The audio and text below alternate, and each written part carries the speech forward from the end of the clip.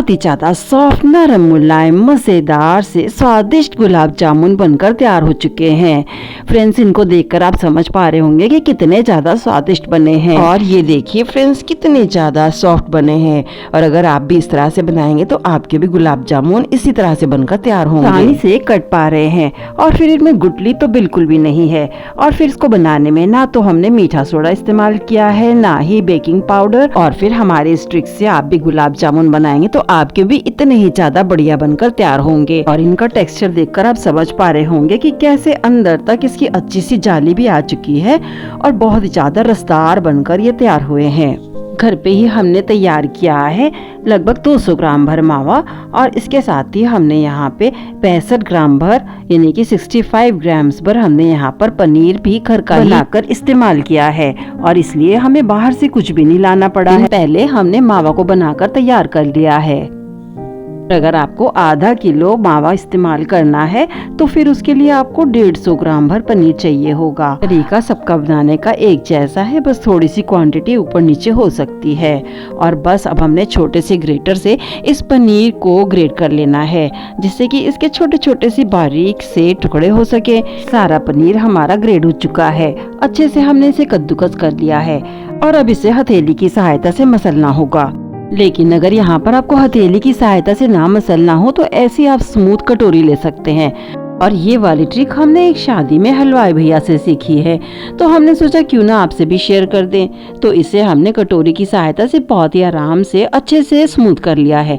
सारा पनीर अच्छे से मैश हो चुका है, लगभग 3-4 मिनट अच्छे से मसला है। और अब आप देखेंगे कि ये सारा पनीर अच्छे से इकट्ठा होने लगा है। इसका मतलब इससे ज्यादा हमें इसे और मैश नहीं करना है। इसी तरह से अब हमने ले लिया है लगभग 200 ग्राम भर घर का तैयार शुद्ध मावा और ये बिल्कुल शुद्ध हमने घर पर तैयार किया है। और इसको बनाने का तरीका भी हमने अपनी पिछली वीडियो में आपसे शेयर किया है।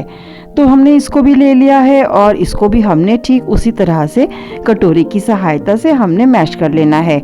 इसको हमने ग्रेट बिल्कुल भी नहीं करना है क्योंकि घर का बना है तो बहुत ज्यादा सॉफ्ट, नरम, मुलायम बनकर तैयार हुआ है। और बढ़िया गुलाब जामुन बनाने के लिए हमने इसी तरह का मावा चाहिए होता है। इसे भी हमने तब तक मसलना है लगभग 5-7 मिनट के लिए। ऐसे ही मसला है तब तक कि ये भी अच्छे से स्मूथ नहीं हो जाता। और इसको मसलते मसलते आप भी देखेंगे फ्रेंड्स कि अब पनीर की तरह इसका भी अच्छा सा गोला बनने लग गया है। इसका मतलब इससे ज्यादा हमें इसे नहीं मसलना है।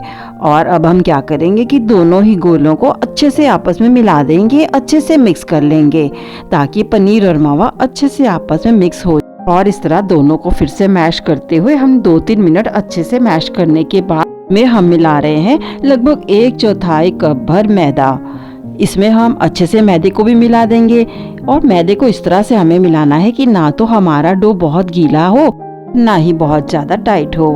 तो फ्रेंड्स, हम यहाँ पे आपको बताना चाहेंगे हमने इसमें 1/4 कप भर मैदे को ऐड किया था, लेकिन फिर भी हमें कुछ डो गीला लग रहा था तो हमने इसमें 3 छोटे चम्मच और मैदा ऐड कर दिया, जिससे कि अब बिल्कुल सेट हो चुका है। तो ये बहुत गीला लग रहा है और ना ही बहुत टाइट। तो हमें इसमें नॉर्मल सा डो बनाकर तैयार करना है और ये भी ध्यान रखना है कि हमारे हाथों से ये चिपक तो नहीं रहा है। और हमने फिर इसको मैदा डाल के थोड़ा सा सेट कर लेना है, लेकिन हमें यहाँ पे बहुत ज़्यादा मैदा नहीं डालना होगा। यहाँ पर हमने 1/4 कप मैदा ऐड करने के बाद बस 3 चम्मच और मैदा को ऐड किया है और हमारा ये डो बहुत ही अच्छे से अब बनकर सेट हो चुका है। और अब गुलाब जामुन के इस आटे को हमने ढककर लगभग 15-20 मिनट के लिए रख दिया है और तब तक हम चाशनी तैयार कर लेते हैं।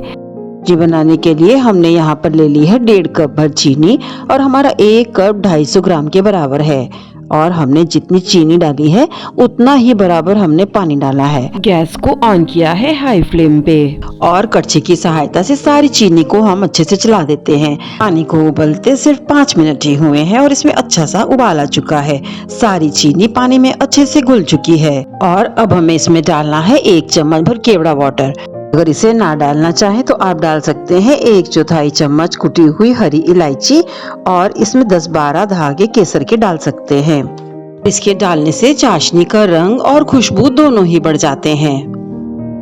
चीनी को पकते लगभग 3-4 मिनट हो चुके हैं और अब हम इसे चेक कर लेते हैं। चाशनी चेक करने के लिए उंगली और अंगूठे के बीच में चिपका कर देखें, नहीं तो फिर कड़छी से देखें। और अब ये हमें चिपचिपी सी लग रही है, इसका मतलब अब ये बनकर तैयार हो चुकी है और इससे ज्यादा हमें इसे गाढ़ा नहीं करना है ताकि हमारी गुलाब जामुन चाशनी को अच्छे से सोख सके।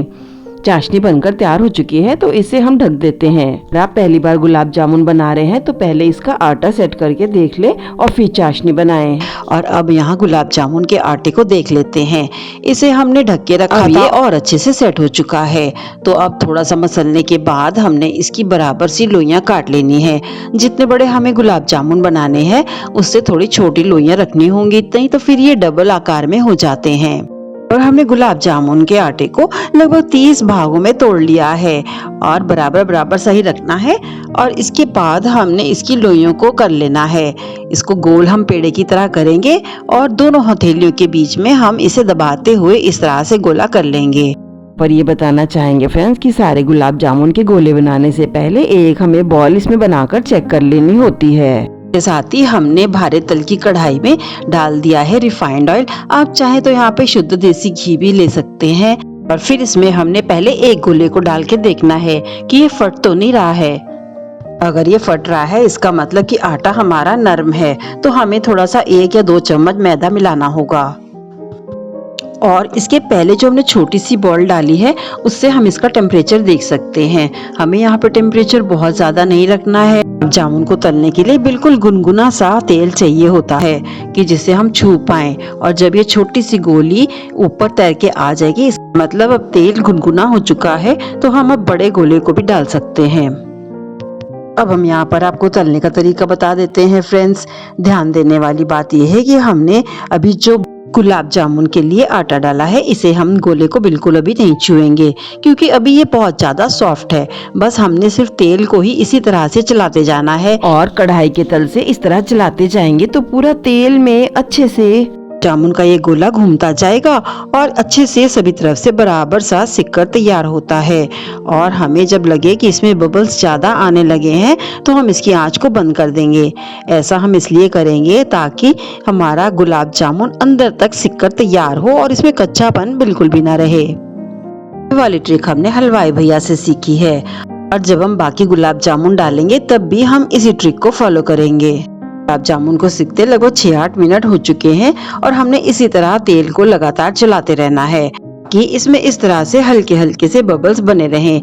लेकिन ध्यान रहे फ्रेंड्स कि हमने अपने चम्मच को इस गुलाब जामुन से बिल्कुल टच नहीं करना है, सिर्फ हमने तेल को ही चलाते रहना है जिससे कि बराबर से ये सिककर तैयार हो। और अब 6-8 मिनट सिकने के बाद आप देख सकते हैं फ्रेंड्स कि इसका कलर थोड़ा सा चेंज हो रहा है और ये हल्का सुनहरा सा हो रहा है। इसे हम तब तक चलाएंगे जब तक कि इसमें अच्छा सा सुनहरा कलर नहीं आ जाता है।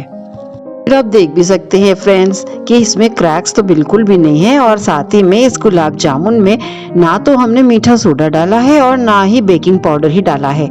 बहुत ही अच्छे से सिककर तैयार हो रहा है और बस इसको 1-8 मिनट हमने और सेका है और अब देख सकते हैं कि इसमें कितना अच्छा सा गोल्डन कलर आ चुका है।